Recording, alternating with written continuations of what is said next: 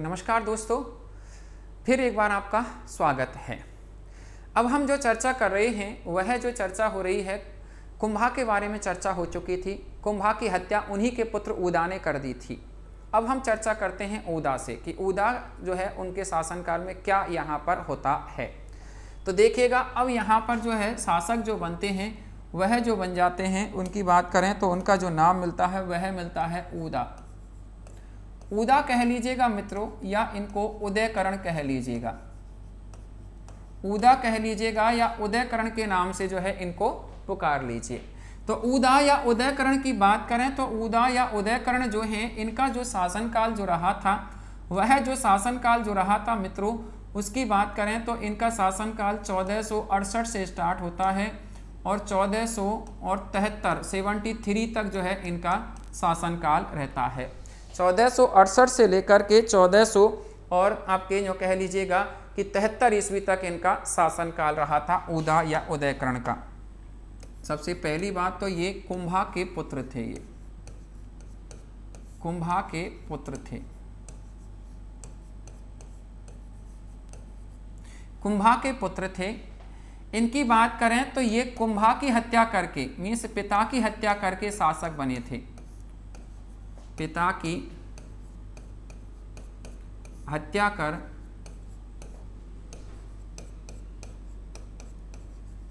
शासक बने थे। शासक बने थे, इस कारण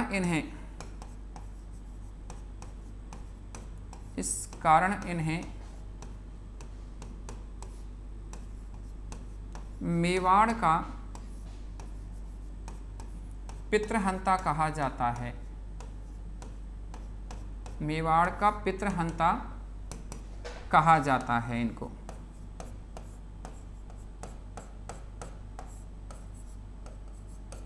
मेवाड़ का पितृहंता इनको जो है कहा जाता है। तो मेवाड़ के पितृहंता के रूप में ये जो है जाने जाते हैं। ये जो बात करें तो आपके ये ऊदा या उदयकरण जो है, ये कई बार यहाँ से प्रश्न आया बड़ा सीधा सा कि मेवाड़ के पितृहंता किसे कहा जाता है। तो मेवाड़ का जो पितृहंता जो कहा जाता है, मेवाड़ का जो पितृहंता जो कहा जाता है वह जो कहा जाता है ऊदा या उदयकरण जो है, इनको मेवाड़ का पितृहंता जो है कहते हैं। राइट। इनकी बात करें तो इनके जो भाई थे मित्रों, इनके जो भाई थे, इनके भाई की बात करें तो इनके भाई का नाम मिलता है इनके रायमल।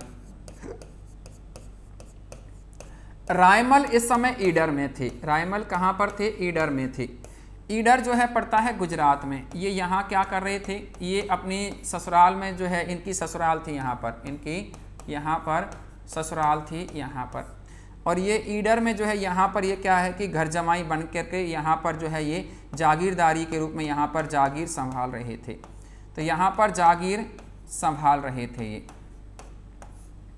जागीर संभाल रहे थे यहाँ पर। तो यहाँ पर ये जो है जागीरदारी संभाल रहे थे।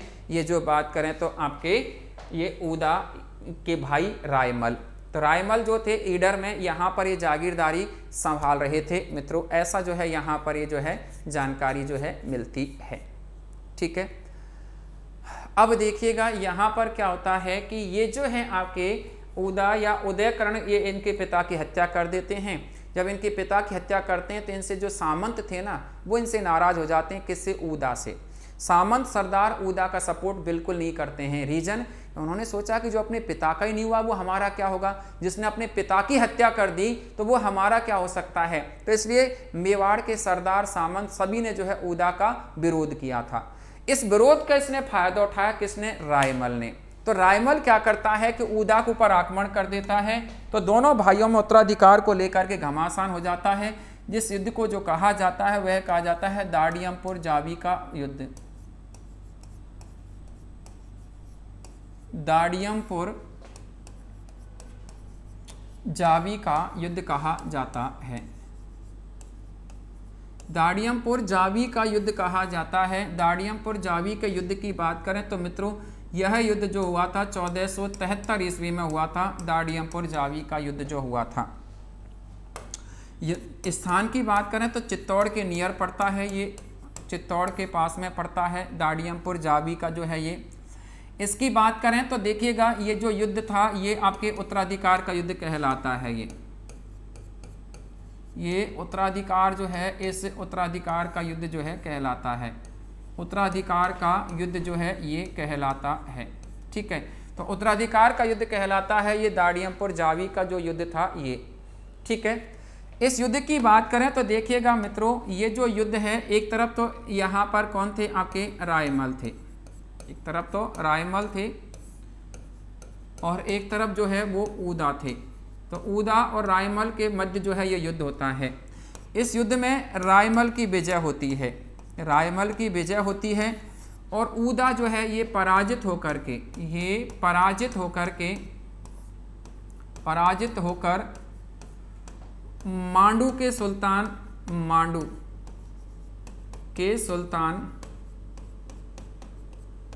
गयासुद्दीन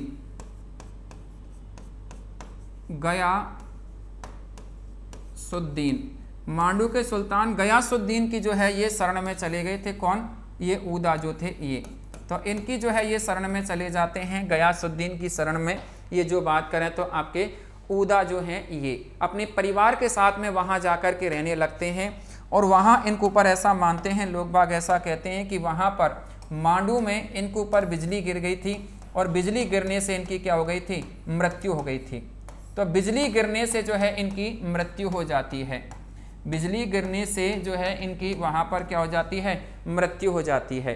तो बिजली गिरने से इनकी वहाँ पर मृत्यु हो जाती है। ये जो बात करें तो ये आपके ऊदा जो थे। तो ये तो इधर का इनका चैप्टर समाप्त हुआ। इधर विजय के बाद में मेवाड़ के शासक जो बन जाते हैं वो कौन बन जाते हैं, रायमल। तो अब रायमल जो है ये शासन संभालते हैं मित्रों, रायमल जो है ये शासन संभालते हैं अब यहाँ पर। तो देखिएगा अब जहाँ पर शासक जो बनते हैं उनकी बात करें हम तो वो हैं आपके रायमल।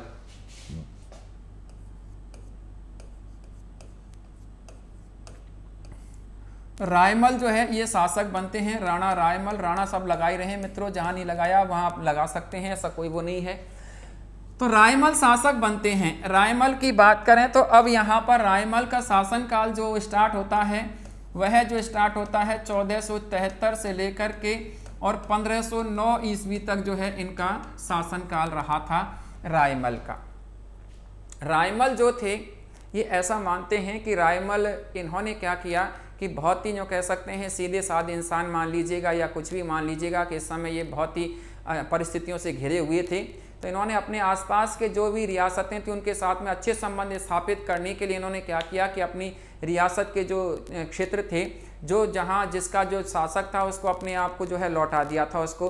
कुछ के साथ में इन्होंने वैवाहिक संबंध स्थापित कर लिए थे, किसी के साथ में पुत्रों की शादियां कर दी थी, किसी के साथ में किसी की शादियां कर दी थी। तो ऐसे इन्होंने क्या है कि वैवाहिक संबंध स्थापित कर लिए थे आसपास की जागीरों के साथ में भी इन्होंने।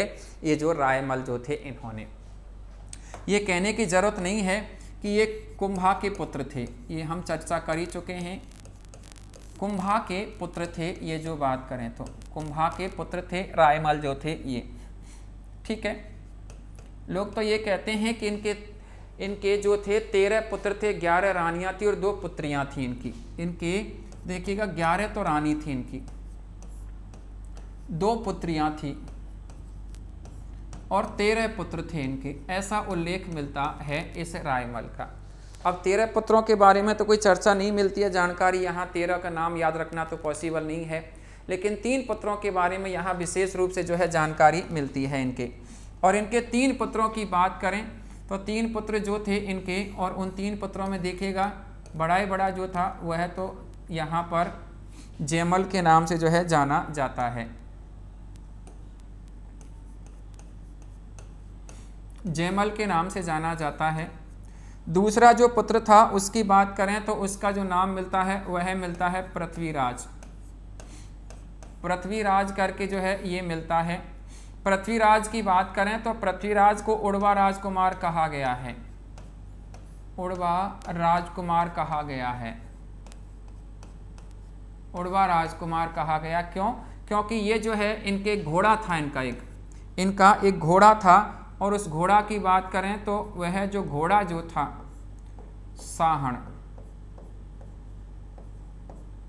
साहण नाम का घोड़ा था।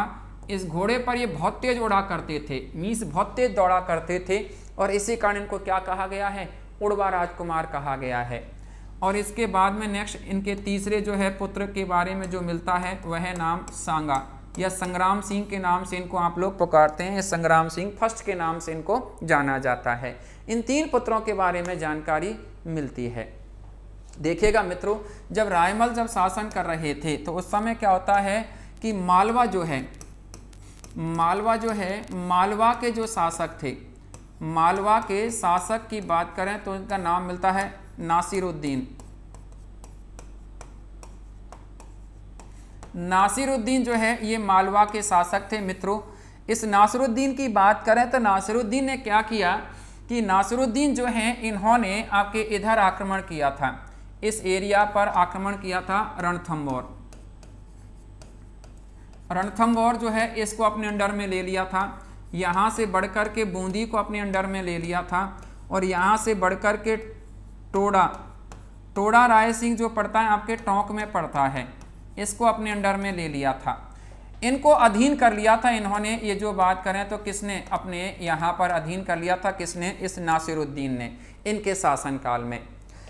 इस समय क्या होता है मित्रों कि ये टोडा जो है, टोडा के जो शासक थे, टोडा के शासक की बात करें तो टोडा के जो शासक का जो नाम जो मिलता है वह जो मिलता है आपके सुल्तान करके जो है, ये यहाँ का शासक का नाम मिलता है, सुल्तान करके ये यहाँ के शासक का नाम मिलता है। तो टोडा के जो शासक ये जो है सुल्तान करके जो थे, ये अपनी पुत्री, इनकी पुत्री थी, इस सुल्तान की पुत्री, उस पुत्री की बात करें तो उसका नाम मिलता है तारा। इस ताराबाई जो है, इस ताराबाई के साथ में इन दोनों ने आपके यहाँ पर मेवाड़ में शरण ले ली थी। ये जो है मेवाड़ में क्या ले लेते हैं, शरण ले लेते हैं। ये यहाँ पर ये क्या बन जाते हैं, रिफ्यूजी बन जाते हैं मेवाड़ में। तो मेवाड़ में शरण ले लेते हैं ये, और मेवाड़ में शरण ले लेते हैं, और वहाँ इसने सुल्तान ने एक शर्त रख दी थी कि जो मुझे टोडा जीत करके देगा उसके साथ में मैं अपनी पुत्री का जो है विवाह कर दूंगा, किसका, तारा का विवाह कर दूंगा। ऐसा जो है इन्होंने शर्त रख दी थी। तो ऐसा कहते हैं कि यहाँ पर ये जो हैं आपके, यहाँ पर इनकी बात करें तो ये जयमल जो हैं, ये जो है टोडा को तो नहीं जीत सके, लेकिन इन्होंने तारा को जीत लिया था। किसको, तारा को इन्होंने जीत लिया था। जब तारा को जीत लिया था तो इन्होंने तारा के साथ में, कहने का मतलब तारा से प्रेम करने लगे थे, कुछ तो ऐसा कहते हैं, कुछ और इनके साथ में कुछ अनैतिक कार्य हो गए थे तारा के साथ में और जयमल। तो इस सुल्तान ने क्या किया कि इस जयमल जो है इसकी हत्या कर दी थी साहब, इसकी हत्या कर दी थी। रायमल ने कोई ऑब्जेक्शन नहीं उठाया, क्यों, क्योंकि ये जो है इसने ऐसा ही कार्य किया था, एक अनैतिक कार्य था, तो इस कारण जो है इसकी हत्या कर दी जाती है जयमल की। तो जयमल की हत्या कर दी, जयमल चला गया। अब बचा पृथ्वीराज, सेकंड नंबर पर आता है पृथ्वीराज। पृथ्वीराज और सांगा दोनों जो है, ये जो है जो कह सकते हैं दोनों ये भाई थे। ऐसा बताते हैं कि बड़ा पृथ्वीराज था, तो ऐसा उल्लेख मिलता है कि किसी ज्योतिषी ने पृथ्वीराज से कह दिया कि तुम शासक नहीं बन सकते, शासक बनने के जो योग बन रहे हैं वो बन रहे हैं सांगा के, ऐसा इनसे कह दिया। जबकि ज्येष्ठ पुत्र होने के कारण पृथ्वीराज उत्तराधिकारी बनने का ख्वाब देख रहा था। तो ऐसा जब किसी ज्योतिषी ने कहा था तो इन दोनों में क्या हो जाता है, इस पृथ्वीराज और इन दोनों में जो क्या हो जाती है, लड़ाई हो जाती है। इन दोनों में लड़ाई हो जाती है, और लड़ाई होने पर ये जो है ये क्या करते हैं, सांगा की एक आंख जो है फोड़ देते हैं। ये इनकी आंख फूट जाती है यहाँ पर इस लड़ाई में, आंख फूट जाती है यहाँ पर इस लड़ाई में, और आंख फूट जाती है। और ये सांगा जो है यहाँ से निकल करके और अब अज्ञात में एक तरह से अजमेर में रहने लगते हैं ये, क्योंकि ये दोनों भाई आपस में लड़ते थे। पृथ्वीराज ये चाहता था कि इसको हटाओ यहाँ से, जिससे मेरा शासक बनने का रास्ता साफ हो जाए। ऐसा यहाँ पर ये रहा था। इसी समय क्या होता है मित्रों, यहाँ पर इधर क्या होता है कि इसी समय ये जो है आपके पृथ्वीराज जो हैं, ये पृथ्वीराज जो है इस नासिरुद्दीन जो है इनके क्षेत्र जो जीते गए थे ना, इनको जो है ये पुणे मेवाड़ में मिला लेता है। तो पृथ्वीराज जो है, इस पृथ्वीराज ने अपने पिता के साथ में मिलकर के और इन क्षेत्रों को क्या करा लिया था, मुक्त करा लिया था इन क्षेत्रों को। अब मुक्त करा लिया था तो टोडा जो है इसको लौटा दिया, किसको, सुल्तान को लौटा दिया था। जब टोडा सुल्तान को लौटा दिया था तो जैसी बात है कि इस तारा का विवाह किसके साथ में कर दिया था, इस पृथ्वीराज के साथ में कर दिया था। तारा का जो विवाह जो है कर दिया जाता है। पृथ्वीराज ने ऐसा बताते हैं कि पृथ्वीराज जो थे इन्होंने इस तारा को अजयमेरु दुर्ग में रखा था। कहाँ रखा था? अजयमेरु दुर्ग। अजयमेरु दुर्ग आपको पता अजमेर में पड़ता है। अजयमेरु दुर्ग में रखा था और इस तारा के नाम पर इसका नाम क्या कर दिया? तारागढ़ कर दिया था। अजयमेरु दुर्ग का नाम बदल करके तारागढ़ कर दिया था। तो ऐसे जो है अजयमेरु दुर्ग का नाम तारागढ़ जो है पड़ा था, उसके पीछे यहाँ पर ये लॉजिक था। तो मैंने दोस्तों यहाँ इतना सा बताया है कि ये जयमल की मृत्यु हो गई थी। अब पृथ्वीराज ने क्या किया कि अपने पिता के साथ में मिलकर के इन क्षेत्रों को मुक्त करा लिया था। जब मुक्त करा लिया था तो यहाँ टोडा को इसको लौटा दिया था, सुरतान को। टोडा सुरतान को लौटा दिया था। तो अब यहाँ पर इसकी शर्त पूरी हो गई कि टोडा जो लौटाएगा उसके साथ में अपनी पुत्री का विवाह कर दूंगा। तो तारा का विवाह इस कारण किसके साथ में कर दिया था? पृथ्वीराज के साथ में कर दिया था। और इस पृथ्वीराज ने इस तारा को रखा था अजयमेरु दुर्ग में रख दिया था इस पृथ्वीराज ने। तो ऐसे जो है पृथ्वीराज ने तारा को तो वहां रख दिया था। आगे बात करें तो इधर जो है आपके ये जो रायमल जो थे, रायमल जो हैं, इस रायमल की बात करें तो रायमल ने अपनी पुत्री का, इनकी एक पुत्री थी और उस पुत्री का बात करें तो उसका नाम मिलता है आनंद कंवर। आनंद कंवर करके जो है इनकी पुत्री थी। इस आनंद कंवर का विवाह इन्होंने, ऐसा माना जाता है कि आनंद कंवर का विवाह इन्होंने सिरोही के शासक थे जगमाल सिंह। क्या नाम था? जगमाल सिंह थे। जगमाल सिंह की बात करें तो सिरोही के थे, ये सिरोही के शासक थे जगमाल सिंह, इसके साथ में इनका विवाह कर दिया था। इधर बात करें तो आपके जो पृथ्वीराज जो थे, इधर जो बात करें तो ये पृथ्वीराज जो थे, इस पृथ्वीराज के बारे में मैंने आपको बता दिया। उड़वा राजकुमार जिनको जाना जाता है, उड़वा राजकुमार के नाम से जो है ये जाने जाते हैं। इनकी बात करें तो उड़वा राजकुमार जो थे ये इन्होंने अपनी रानी तारा को तो वहाँ रख दिया था। कहाँ? अजयमेरु दुर्ग में। तारा को तो अजयमेरु दुर्ग में रखा था और अजयमेरु दुर्ग में रखा यहाँ पर, और इसका नाम ये जो है अजयमेरु दुर्ग का नाम क्या कर दिया? तारागढ़ कर दिया था। तो इसको तो वहाँ रख दिया। इधर ये जो है पृथ्वीराज का पूरा समय जो है कहाँ गुजरता था? यहाँ पर गुजरता था। कहाँ पर? सिरोही में, अपनी बहन के यहाँ पर, अपनी बहन आनंद कंवर के यहाँ पर। क्यों? क्योंकि इनकी एक ननद थी। कहने का मतलब जगमाल की कोई बहन थी, उसके साथ इनका चक्कर चल रहा था, इनका चक्कर चल रहा था। तो इसी कारण ये उड़कर के सिरोही और सिरोही से उड़कर के कुंभलगढ़, ऐसा इनका ये चल रहा था सिस्टम। उसी समय इनकी बात करें तो ऐसा मानते हैं कि पृथ्वीराज जो थे इनका एक दासी के साथ में भी चक्कर था, इनका एक दासी के साथ में भी चक्कर था। और उस दासी की बात करें तो उसका नाम मिलता है पूतल दे। इस पूतल दे के साथ में भी इनका जो है प्रेम चल रहा था। इस दासी पूतल दे के साथ में भी इनका प्रेम प्रसंग चल रहा था।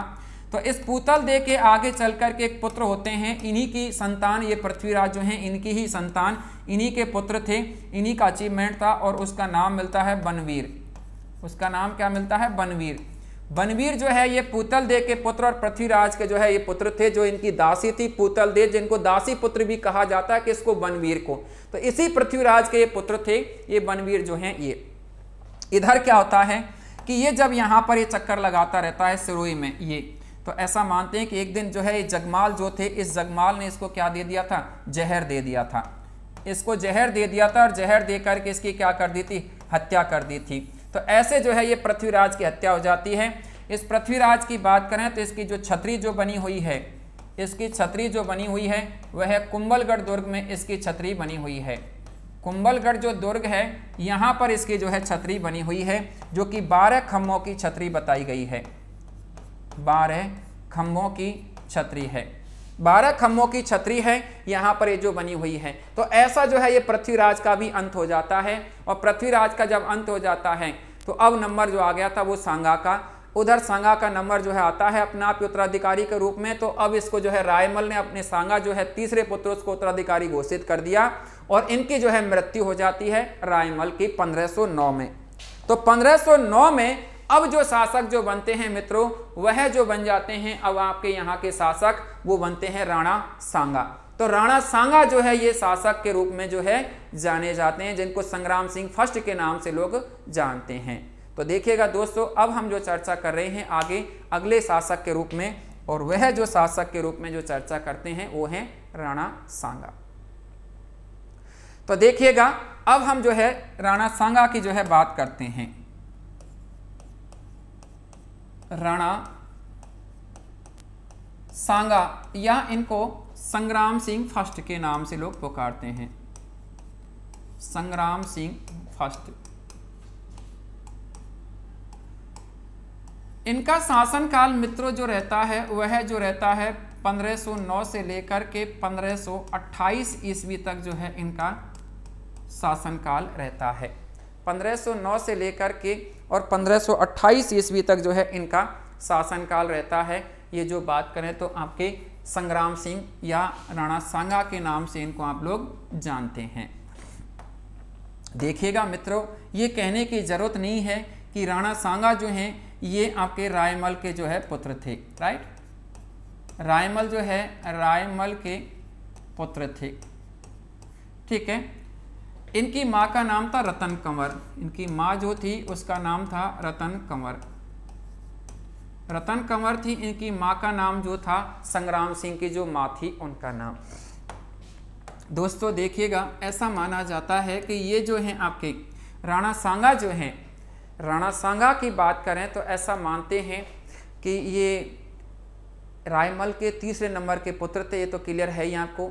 इनकी बात करें तो बहुत ही योग्य और जो कह सकते हैं योद्धा शासक के रूप में साबित हुए थे। योग्य और योद्धा, बहुत ही अच्छे जो कह सकते हैं लड़ाके थे, बहुत ही अच्छे लड़ाके की बात करें तो इतना जो है इनमें जो कह सकते हैं कि एक सैनिक में जो होता है, एक आर्मी मैन में जो पावर होती है उसी प्रकार के जो है ये आर्मी मैन के समान इनमें पावर थी।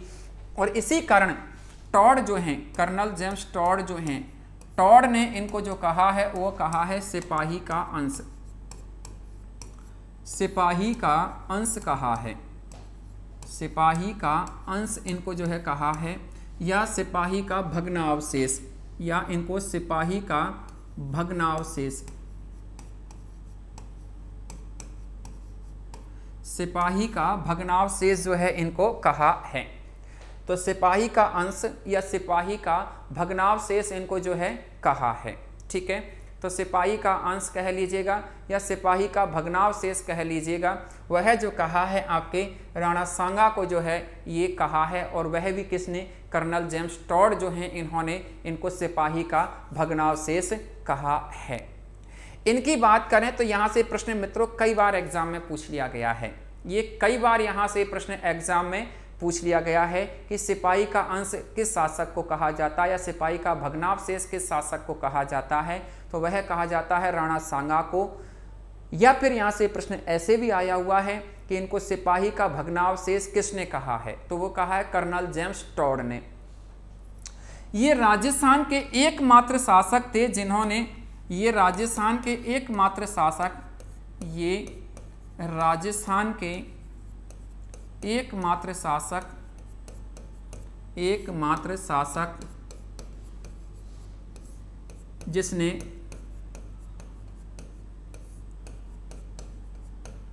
राजस्थान के शासकों को एक कर दिया था या एकत्रित कर दिया था। ऐसा जो है ये ऐसा एकमात्र शासक थे जिन्होंने राजस्थान के शासकों को यूनिटी में बांध दिया था, मीन्स एकत्रित कर दिया था। और वह किसके द्वारा, पाती पर्वन परंपरा के द्वारा। पाती पर्वन जो है ये पाती पर्वन परंपरा रही है। पाती पर्वन जो परंपरा रही है ये पत्र व्यवहार की परंपरा, पत्र व्यवहार की ये परंपरा रही है। इस पाती पर्वन परंपरा के द्वारा इसने राजस्थान के तमाम शासकों को यूनिटी में बांध दिया था। वह कब, आगे एक युद्ध बताएंगे हम आपको, खानवा का युद्ध, आगे एक युद्ध बताएंगे खानवा का युद्ध। और खानवा युद्ध की बात करें तो खानवा का जो युद्ध है उसके बारे में हम 1527 में आगे चर्चा करेंगे। उस दौरान इसने क्या किया कि राजस्थान के शासकों को पत्र भेजा था और उसको कहा गया था पाती पर्वन कहा गया था। तो पाती पर्वन परंपरा के द्वारा इसने राजस्थान के शासकों को पत्र भेज करके और एक कर लिया था, यूनिटी में कर दिया था। तो ये एकमात्र शासक हैं जिसने राजस्थान के शासकों को यह यूनिटी में बांध दिया था। तो राजस्थान के शासकों को यूनिटी में बांधने का जो श्रेय जाता है या एक करने का जो श्रेय जाता है वह जो जाता है आपके इस शासक को जाता है, ए संग्राम सिंह को। संग्राम सिंह की बात करें या राणा सांगा की बात करें तो देखिएगा बचपन से इनका जो है बचपन अधिकतर जो गुजरा था वो अजमेर में गुजरा था। कारण क्योंकि इनके दोनों भाइयों में आपस में झगड़ा हो गया था, तो बचपन में इनके भाई ने इनकी आँख फोड़ दी थी। ऐसा बताते हैं कि तलवार मारी थी, तलवार से आँख जो है लगी थी तो आँख फूट गई थी बचपन से, तो ये काणे थे, ऐसा इनके बारे में जो है कहा जाता है। तो ये जो है बचपन से ही काणे थे, ये जो बात करें तो आपके राणा सांगा। इनके द्वारा जो युद्ध लड़े गए हैं उनके बारे में हम चर्चा करते हैं मित्रों। और सबसे पहले इनके द्वारा जो युद्ध लड़े गए हैं उनमें देखिएगा सबसे पहला जो है हम यहाँ पर जो चर्चा कर रहे हैं वह जो युद्ध की बात करें तो फर्स्ट नंबर पर यहाँ पर हम चर्चा करते हैं तो वो है आपके खातौली का युद्ध। खातौली का युद्ध। खातौली के युद्ध की बात करें तो दोस्तों ये जो युद्ध हुआ था 1517 ईस्वी में जो है ये युद्ध हुआ था, खातौली का जो युद्ध रहा था। खातौली का युद्ध जो रहा था ये 1517 ईस्वी का जो है ये युद्ध कहलाता है। खातौली का जो युद्ध रहा था ये खातौली की बात करें मित्रों, देखिएगा ये आपके रियासत काल में, आपके रियासत काल में ये जो स्थान जो रहा है, खातौली जो स्थान रहा है रियासत काल में, ये जो रहा है आपके बूंदी में रहा है। ये कहाँ रहा है? बूंदी में रहा है रियासत काल में। लेकिन अगर कोई कहे कि वर्तमान में कहाँ है, तो वर्तमान में ये जो स्थान है ये आपके कोटा डिस्ट्रिक्ट में आता है। ये जो खातौली जो स्थान है ये ध्यान रखिएगा, खातौली स्थान रियासत काल में तो बूंदी में है। मतलब जब रियासतें जब हुआ करती थी तो उस समय बूंदी का पार्ट हुआ करता था, लेकिन वर्तमान में जो डिस्ट्रिक्ट बने हुए हैं तो ये कोटा डिस्ट्रिक्ट में आता है खातौली। अब कैसे प्रश्न आता है, प्रश्न अगर आपसे कहे कि खातौली का युद्ध कहाँ पर हुआ था, तो मतलब पास्ट की बात कर रहा है, हुआ था, तो वहाँ पर तो आपको क्या करना पड़ेगा, बूंदी करना होगा। अगर आपसे पूछे कि खातौली स्थान कहाँ पर है या वर्तमान में कहाँ पर है, कैसे भी कहे है अगर आ रहा है तो वो कहाँ पर है, कोटा में है। युद्ध की बात करें तो मित्रों देखिएगा युद्ध जो होता है एक तरफ तो आपके सांगा थे, एक तरफ तो आपके सांगा थे और एक तरफ जो है यहाँ पर दिल्ली के शासक इब्राहिम लोदी थे। दिल्ली जो है, दिल्ली के शासक की बात करें और दिल्ली के शासक जो थे वह थे इब्राहिम लोदी। इब्राहिम लोदी जो है ये दिल्ली के शासक थे यहाँ पर। तो इनके मध्य जो है ये युद्ध होता है, ये खातौली का जो युद्ध हुआ था। युद्ध के बारे में लोग ऐसा कहते हैं कि युद्ध जो चला था ये मात्र 2.5 से 3 घंटे ही युद्ध चला था ये। और इस युद्ध में जो परिणाम निकल कर के आते हैं वो सांगा के पक्ष में निकल कर के आए थे। इस युद्ध में सांगा की विजय होती है, ये जो खातौली का जो युद्ध हुआ था इसमें। तो सांगा की विजय हुई थी, खातौली का जो युद्ध हुआ था इसमें। तो सांगा की विजय होती है, लेकिन सांगा को बहुत नुकसान हुआ था, सांगा को इसमें बहुत नुकसान हुआ था। इब्राहिम लोदी भाग कर के दिल्ली चला गया था यहाँ से। नुकसान क्या हुआ था यहाँ पर सांगा को, ऐसा बताते हैं कि सांगा का यहाँ पर ऐसा उल्लेख मिलता है कि सांगा जो है इनका यहाँ पर पुत्र मारा गया था। इसमें सांगा का पुत्र जो था भोजराज, ये भोजराज इसमें मारा गया था। भोजराज जो है ये भोजराज इसमें मारा गया था और इस भोजराज मारा गया था तो ऐसा बताते हैं कि इसी कारण भोजराज कौन, मीरा के पति, मीरा जो है मीरा के पति थे ये, और इसी कारण मीरा जो है क्या हो गई थी, विधवा हो गई थी यहाँ इस समय ही। तो 1517 में मीरा विधवा हो जाती है। मीरा का विवाह जो हुआ था मित्रों वह जो हुआ था आपके 1516 ईस्वी में विवाह हुआ था और 1517 ईस्वी में मीरा विधवा हो जाती है। तो ये राणा सांगा की सबसे बड़ी क्षति थी। इसके अलावा राणा सांगा की बात करें तो मित्रों ऐसा बताते हैं कि राणा सांगा जो हैं, राणा सांगा जो हैं, इस राणा सांगा के शरीर पर 80 घाव आए थे। सांगा जो है, सांगा के शरीर पर 80 घाव जो है आए थे यहाँ पर, ऐसा मानते हैं इस युद्ध के दौरान। ऐसा भी कहते हैं कि एक हाथ और एक पैर से जो है ये विकलांग हो गए थे, हाथ और पैर से ये जो है विकलांग हो गए थे, एक हाथ और एक पैर से ये क्या हो गए थे, विकलांग हो गए थे यहाँ पर। तो ये एक हाथ और एक पैर से विकलांग हो गए थे ये सांगा जो है यहाँ पर, ऐसा भी यहाँ पर जो कह सकते हैं कि इसके बारे में जानकारी मिलती है। तो ऐसा जो है ये युद्ध रहा था, ये खानवा का जो खातौली का जो युद्ध रहा था। तो यहाँ पर सांगा की विजय होती है, लेकिन सांगा का यहाँ सबसे बड़ा नुकसान उनके पुत्र का मारा जाना, तो इस कारण सांगा जो है अब इब्राहिम लोदी से बदला लेना चाहता था। इधर इब्राहिम लोदी का भी इसमें भाई मारा गया था ऐसा बताते हैं, तो इस कारण इब्राहिम लोदी भी जो है सांगा से बदला लेना चाहता था इसका। तो अब ये दोनों के मध्य फिर एक बार युद्ध होता है, और वह युद्ध की बात करें तो वह युद्ध जो रहा था नंबर 2 पर हम बात करते हैं उसकी, नंबर 2 युद्ध, और वह युद्ध जो कहलाता है आपके बाड़ी का युद्ध कहलाता है। क्या कहलाता है मित्रों? बाड़ी का युद्ध कहलाता है। बाड़ी का युद्ध कहलाता है मित्रों। बाड़ी का युद्ध जो हुआ था ये हुआ था 1518 ईस्वी में बाड़ी का युद्ध हुआ था। बाड़ी स्थान जो पड़ता है मित्रों, देखिएगा ये स्थान की अगर आप बात करें तो ये स्थान धौलपुर में पड़ता है। ये स्थान जो पड़ता है बाड़ी, ये धौलपुर में पड़ता है। बाड़ी बसेड़ी के नाम से जो है जाना जाता है। तो ये बाड़ी बसेड़ी के नाम से जो है जाना जाता है, बाड़ी बसेड़ी करके जो है ये जाना जाता है। बाड़ी बसेड़ी करके जो है ये स्थान जाना जाता है। तो ये धौलपुर में पड़ता है, बाड़ी बसेड़ी करके जो स्थान जो जाना जाता है यहाँ पर।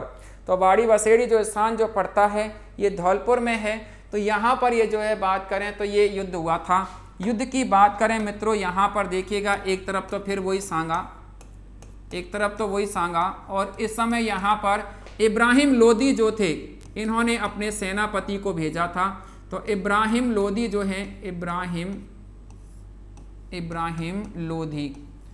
इब्राहिम लोदी जो हैं ये अपने जो है यहाँ पर ये सेनापति को भेजते हैं। और इनके सेनापति की बात करें तो उन सेनापति का जो नाम जो मिलता है वह जो मिलता है यहाँ पर मियाँ माखन